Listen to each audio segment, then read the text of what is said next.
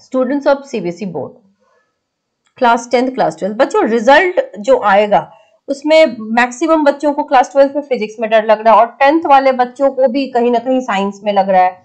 तो मैं आप लोगों को कुछ टर्म्स बता देना चाहती हूँ कि कंपार्टमेंट आ भी जाए अगर तो it is not a big problem.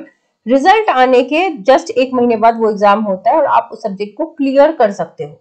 ठीक है, तो देयर आर सर्टेन टर्म्स जो आपको पता होनी चाहिए। आरटी का मतलब क्या होता है? आरटी का मतलब होता है थ्योरी का रिपीट होना।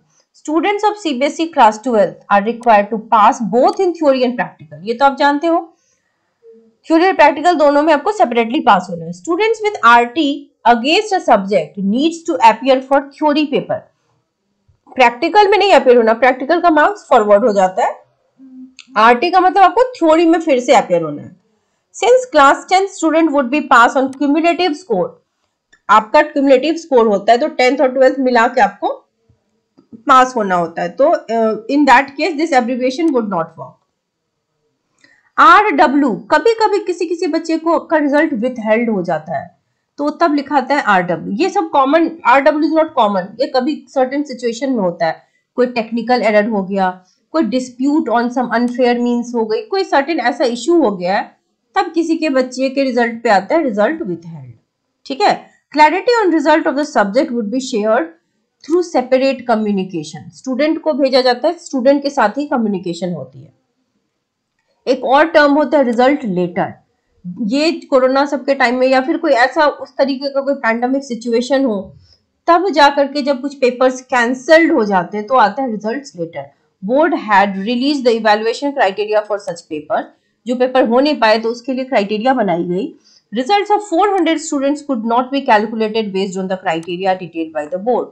तो वहां पर रिजल्ट लेटर, क्योंकि बोर्ड कुछ कर नहीं पा रहा था तो रिजल्ट लेटर करके कर दिया।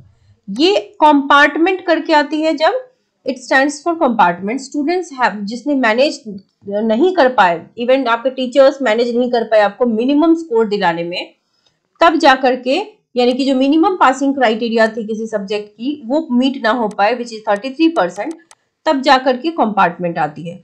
The schedule for compartment exam would be shared by CBSE at a later date. जब रिजल्ट आ जाता है उसके बाद इसकी शेड्यूल सीबीएसई जारी करती है। Students who have not manage to score required aggregate 33 in 5 subjects, यानी 5 सब्जेक्ट में अगर आपका एग्रीगेट 33% बन रहा है, 6 सब्जेक्ट है, मान लो 6 में 5 में बन रहा है तो भी आप पास हो। फेल टर्म को हटा दिया गया है। एक और ये टर्म है दैट इज 4 टाइम्स x। ये एब्रिविएशन स्टैंड्स फॉर इम्प्रूवमेंट, यानी कि वो बच्चे जो पास हैं लेकिन अपना स्कोर बढ़ाना चाहते हैं, या फिर आपके 6 सब्जेक्ट हैं जिसमें आप एक में पास नहीं हो, तो this is not a mandatory exam. Improvement exam कई बार बच्चे देते हैं अपने परसेंटेज को अपलिफ्ट करने के लिए। कई बार जैसे जेई मेंस वगैरह में, जेई एडवांस में 75% आपकी होनी चाहिए तभी आप काउंसलिंग वगैरह में जा सकते हैं। अपीयर तो आप एग्जाम में हो सकते हैं विदाउट क्राइटेरिया, लेकिन जब आपका एडमिशन का टाइम होगा तो मिनिमम 75% +2 में होना चाहिए।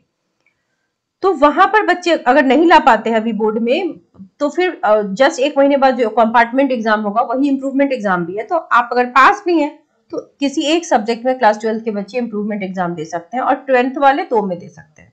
तो इंप्रूवमेंट पेपर मैंडेट नहीं है एंड स्टूडेंट्स आर कंसिडर्ड पास। ये पास बच्चे ही दे सकते हैं क्योंकि जो पास नहीं है वो कंपार्टमेंट देगा।